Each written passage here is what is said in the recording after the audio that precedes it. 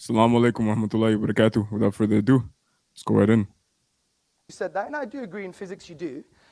And you've come here making judgments on Sharia law. You don't even have a book on Sharia law. That's why I ask questions.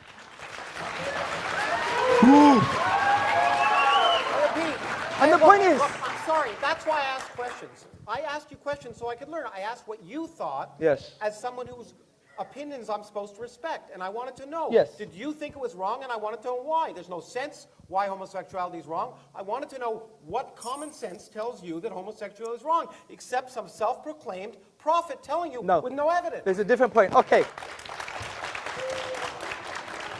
Okay, let me ask Professor Krauss a question. Why is incest wrong? It's not clear to me that it's wrong. Okay. It's clear to me. There's never no. Listen to me. Listen to me. And I think that says it all, ladies and gentlemen. Think he gets it in with his family members? Oh. Hell no, man. Did you have that saved from yesterday? Yeah, man. I have to have it on the fly now.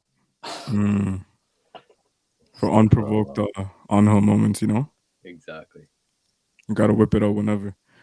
Aside from that, bro, Rami, man, why is it that atheists have such a hard time understanding objective morality and why homosexuality and incest and all these things are haram?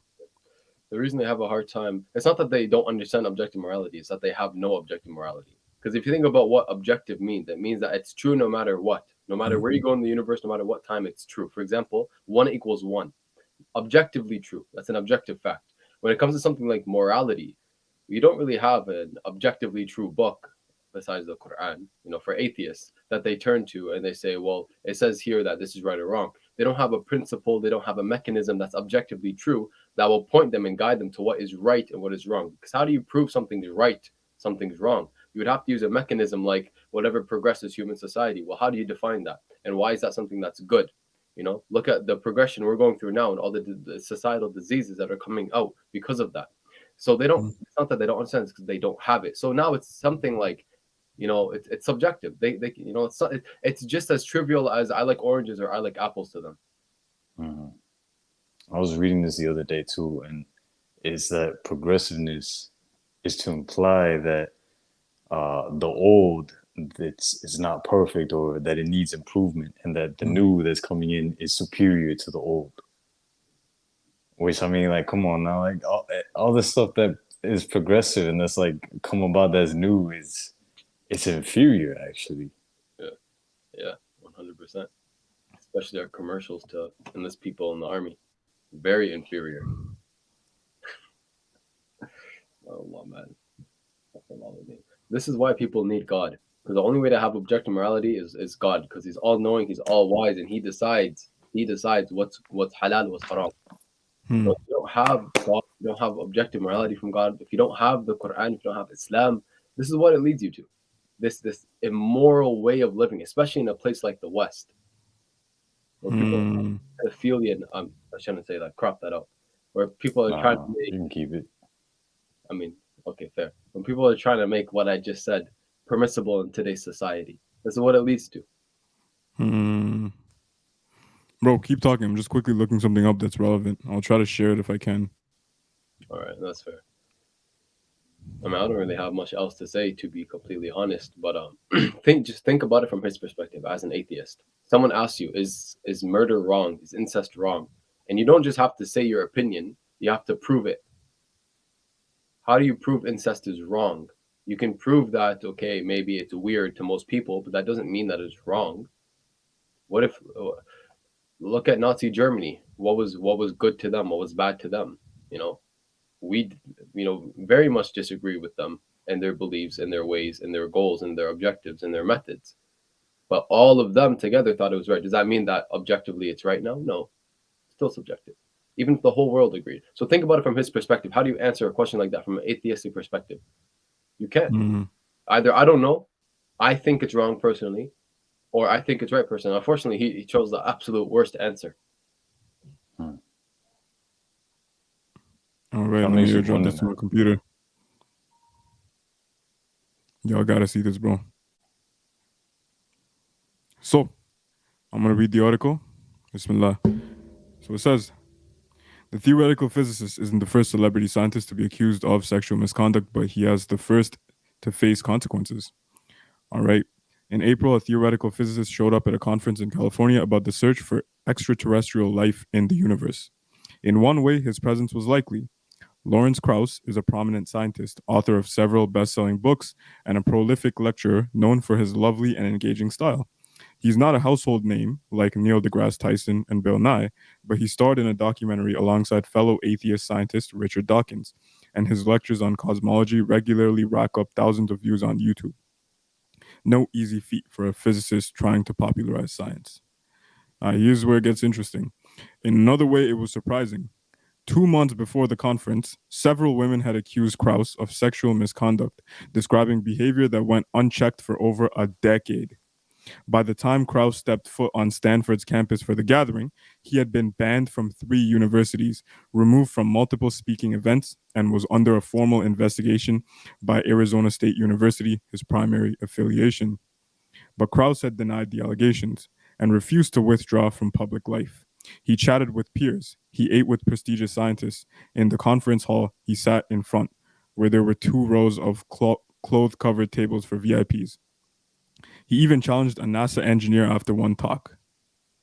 Some attendees were flabbergasted by Krauss's appearance and chastised the Breakthrough Initiative, the host of the conference, for admitting an alleged harasser in the midst of an investigation of inappropriate behavior in a professional setting. Breakthrough even later told Krauss to avoid its events until the investigation was over. Then it goes on to conclude, talks about all the events, all the accusations. Yeah, bro, and he continues to be at the university earning $265,000 a year USD. Wow. Why am I not surprised? Jeez, I hope he's doing some good with that money, bro. No, he can't even do good, by his own hands. So, Yeah, but come on, bro. Like, we don't know the intentions inside this dude's heart. We could see it and we could be like, oh yeah, this man don't got good intentions, but Allahu Alam, bro. Like, this man might be making more charity and doing more stuff than all of us here combined, but we may have no idea. This is not me trying to back him up. This is just me being honest. yeah. Objectively, what Anghel is saying is true. Allahu Alam, in fact.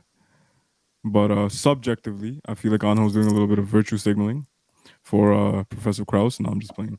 Yeah, I get you, bro. We don't know what's going down deep in his thoughts and his thought patterns and his sadaqah, and who knows, bro? Maybe David Wood's a Muslim too. But if you ask me to bank on what's happening in reality, I would probably say nah. Yeah, and Oh yeah, of course. This man, who cares if he gets charity? This man needs to face, if he did do these things, he needs to face punishment by Western law, by Sharia law, by and by Allah's law at the end. Yeah, he needs to face consequences. And it doesn't matter if he gives every dime he makes a year to charity. As a non-Muslim, it doesn't matter because he's missing out on the most important thing in the world, which is worshiping Allah subhanahu wa ta'ala alone. Now, regardless, this is the same man that ordered that debate to not be segregated. He specifically wanted men with women and women with men. And now to hear that this, perverted way of thinking has manifested itself into such actions in life, it's not surprising, but it is very, very vile and unfortunate.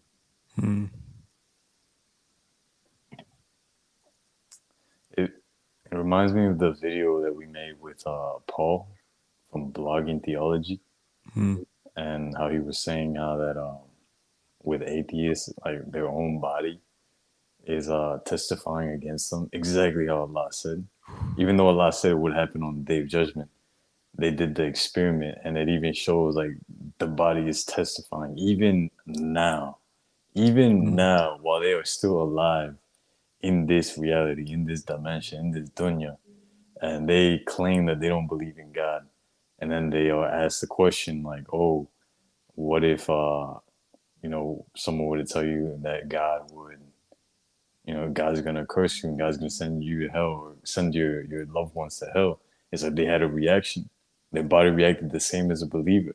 So it's like, bro, for someone to just be so far from the truth, like this dude, Lawrence Krauss, right? To know that internally his body is like basically like crying out to the creator, trying to go back to the truth. And this man, his ego is so big that he wants to basically run on his own path, run on his little own like reality. Like that's sad, bro, because it ain't no happiness in your own little made up reality. In that blue pill world, there ain't no happiness. It's all fake. Rami, do you think, bro? And with that being said, اللهم آتنا في الدنيا حسنة وفي الآخرة حسنة وقنا عذاب النار. السلام عليكم ورحمة الله وبركاته. That's crazy because y'all know how like impactful it was. Yeah. Listen, if you're watching this, it was such a strong dream that I woke up and then I was talking to my dad and I was crying because of how strong the dream was, how impactful the dream was. And then I ended up driving to the mosque. It was like 5:40 something to do Fajr at the mosque. And I was crying the entire way to the mosque. And subhanAllah, I think it's crazy that